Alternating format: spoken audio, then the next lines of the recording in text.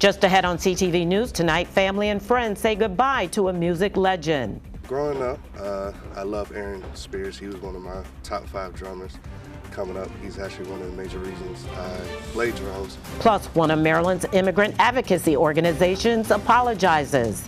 And we go to a food giveaway in Upper Marlboro. That and more up next on CTV News.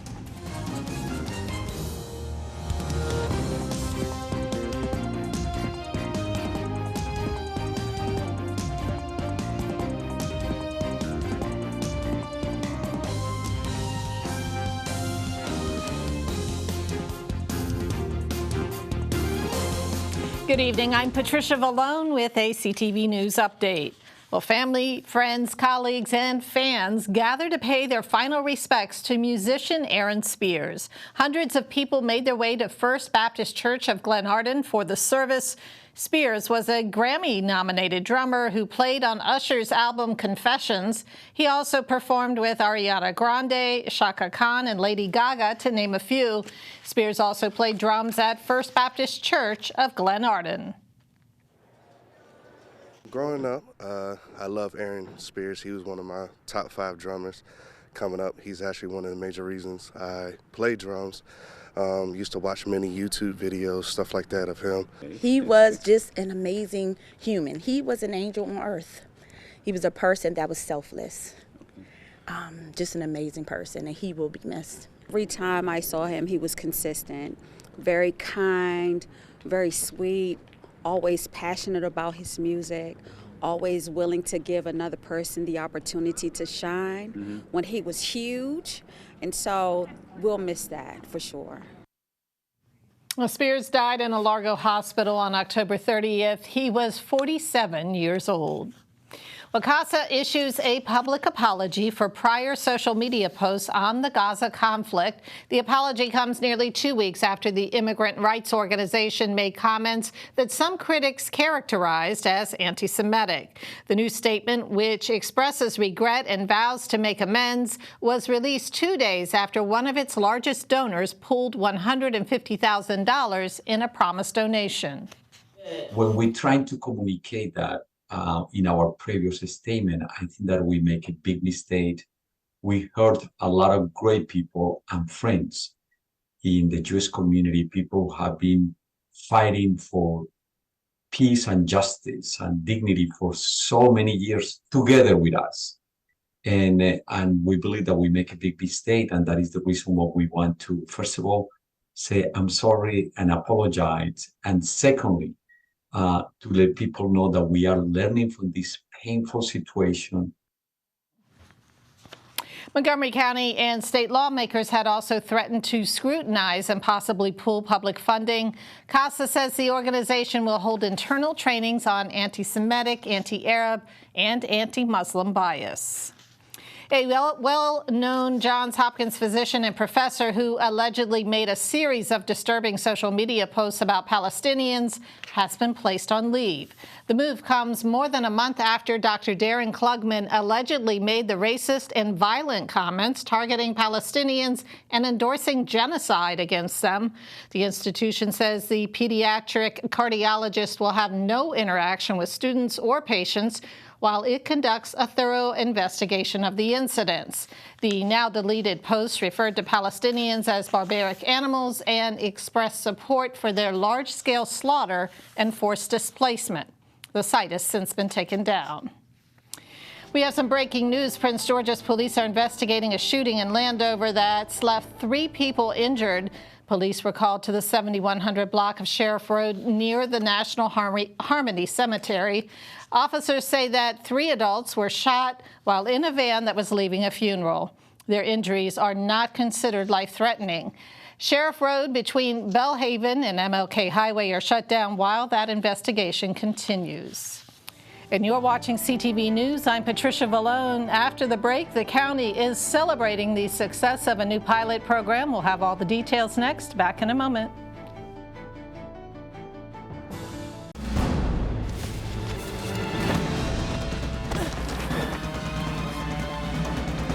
Even the mighty might not see it coming. It's prediabetes, and it captures 1 in 3 adults. but you can escape. Take the 1-minute pre-diabetes risk test to know where you stand and prevent or delay type 2 diabetes. Be your own hero on smartphones everywhere at doihaveprediabetes.org. Welcome back. Well, with the holidays right around the corner, many people are busy gathering their holiday items. And tonight, we highlight an effort in Upper Marlboro to put food on hundreds of tables this Thanksgiving. Byron Scott has the story. Take a look at this. These cars are not parked. They are in line for today's food giveaway in Upper Marlboro. Sponsored by District 4 Councilperson Ingrid Watson and a local nonprofit, the length of the line, and there's a lot more to go, shows that the need is great.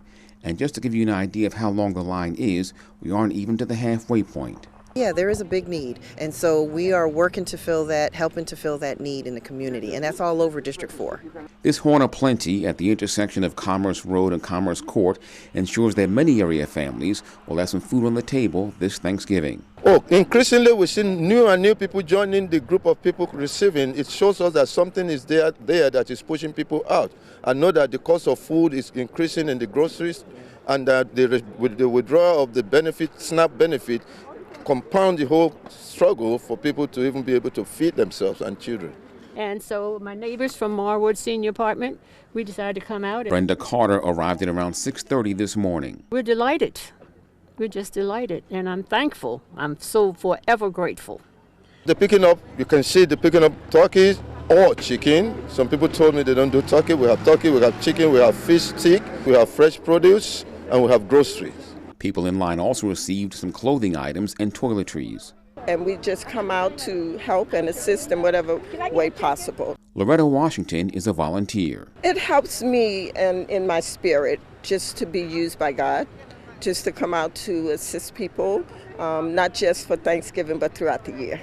With Thanksgiving less than a week away, Watson says there are 3 more giveaways planned for District 4, one tomorrow in Bowie, another one tomorrow in Glendale, and on Monday one is set for Greenbelt. In Upper Marlboro, Byron Scott, CTV News. And tomorrow, food giveaways are at Reed Temple AME Church at 10 a.m. and the Bowie Community Center at 2 p.m. Greenbelt is hosting an event Monday at 10 a.m. at the Spring Hill Lake Recreation Center. Well, the Prince George's Planning Department recognizes members of its newly launched Neighborhood Planning Academy. 30 graduates of the pilot program participated in a 6-week educational initiative meant to demystify the planning and redevelopment process. Now, Planning Division Chief James Hunt says 5 virtual and a final in-person session were held, concluding with participant presentations. We discuss transportation and how that adequacy is actually done and calculated during that time. Also talk about the history of Prince George's County. That's very important when it comes to the development process, understanding where we've come from and where we're going as well. So understanding that, we also talk about community planning, how actual plans are taking place, the overall zoning, because a lot of questions come in. We realize within social media that we have a lot of citizens in the community that are concerned about zoning and understanding how uses are actually indicated or selected for different properties. So we go over within this program how zoning is actually designated and what takes place within the zoning process. And residents and stakeholders can join a mailing list to receive announcements about upcoming 2024 courses. For more information on the Neighborhood Planning Academy, you can visit academy.pgplanning.com. Well, 3 people face murder charges for the death of a Camp Springs man. They are 29-year-old Chanel Lauder, 36-year-old Joseph Lewis, and 34-year-old DeAndre Wilson, all from Suitland. They're accused of killing 24-year-old Anthony Roberts. Now, police were called to the 6300 block of Auth Road on November 8th, and that's where they found Roberts suffering from gunshot wounds. He died at the scene.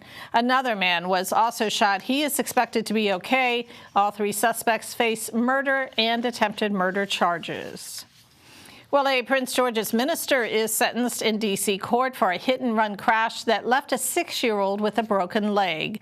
64-year-old Reverend Samuel Holloway was sentenced to 180 days behind bars, with all but 45 suspended for the October 4th incident.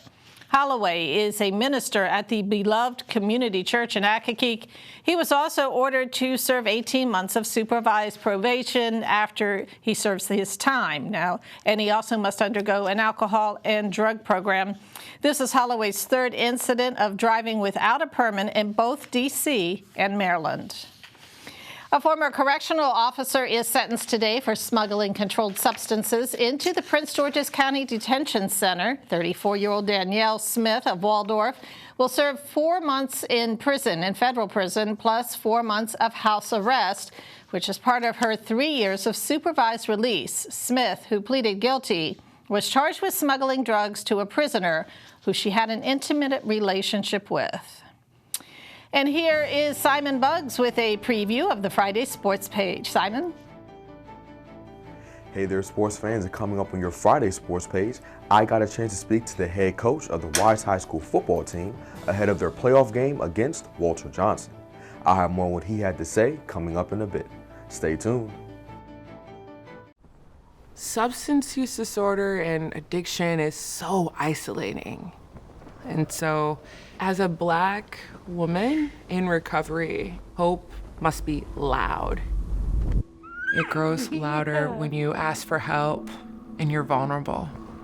It is the thread that lets you know that no matter what happens, you will be okay.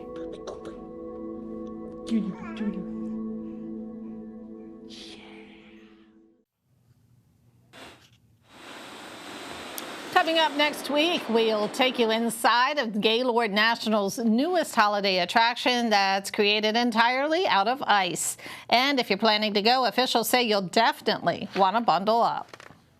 Dress warmly. We provide you with a blue parka, but the attraction is kept at 9 degrees. So warm boots, hats, gloves, and a pro tip is make sure your phone is fully charged, but put it in your pocket and pull it out only when you want to take your pictures. And they're great photo ops, but the cold drains the phone battery very quickly.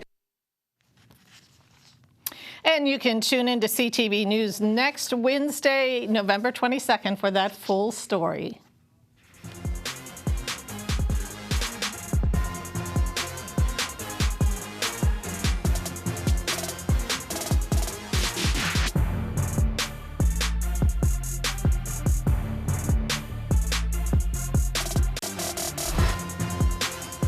Hey everybody, we begin your Friday Sports page with some high school football news. The road to the state championship game for the Wise High School football team continues tonight as they will match up against Walter Johnson. The Pumas had another great season, winning 9 out of their 10 regular season games. But even though they had a lot of success this season, they did go through some adversity. From our quarterback being declared ineligible, so to speak, or not able to be able to play, having that, a whole bunch of other players sent back and different things like that right before the games, and just dealing with that. First contest, even before that, dealing with Maury in Virginia and dealing with their fast pace, things of that nature. And then having to get everything together, change what we do, and just go from there. Coach Parrish also touched on what he thinks his team needs to do in order to come out on top versus the Wildcats. I think anytime you're playing a big game, limit your turnovers, cause more turnovers than you give up. If you can keep it 0, then you have a great chance to win. But it's 3 phases of the game: special teams, offense, defense. We can win 2 out of the 3, we should be fine. Kickoff is at 6:30.